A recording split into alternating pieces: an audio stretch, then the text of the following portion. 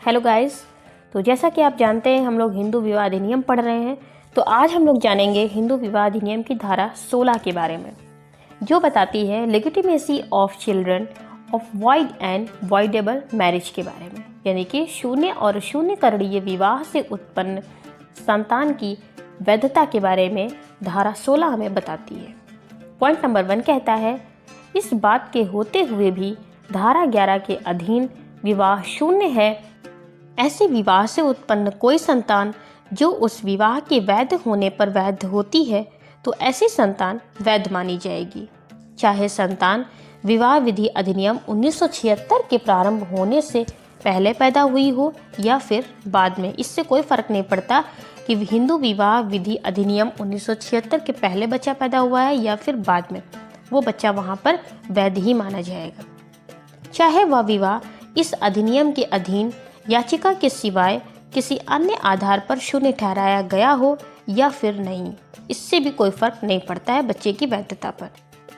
Point number 2 कहता है, जहां धारा 12 के अधीन शून्य करणीय विवाह के संबंध में अमान्यता की डिक्री दे दी जाती है, वहां डिक्री किए जाने से पहले उत्पन्न गर्भ में रहा बच्चा जो विवाह के पक्षकारों की वैध संतान होता है। यानी कि अगर तलाक की डिक्री मिल गई है, यानी कि विवाह शून्य हो चुका है, उसके बावजूद भी अगर गर्भ में बच्चा रहा है तो वो वैध ही माना जाएगा, जो विवाह के पक्षकारों की वैध संतान होता है। यदि डिक्री की तारीख को विवाह को शून्य किए जाने के बजाय खत्म कर दिया गया होता तो अमान्यता की डिक्री के होते हुए भी उनकी संतान वैध ही मानी जाएगी। यानी कि जहाँ तक संभव हो सकेगा संतान को अवैध कहीं भी नहीं माना जाएगा, बल्कि संतान वैध ही होगी, चाहे वो पक्षकार कैसे भी और किसी भी परिस्थिति में एक दूसरे से अलग हुए हों।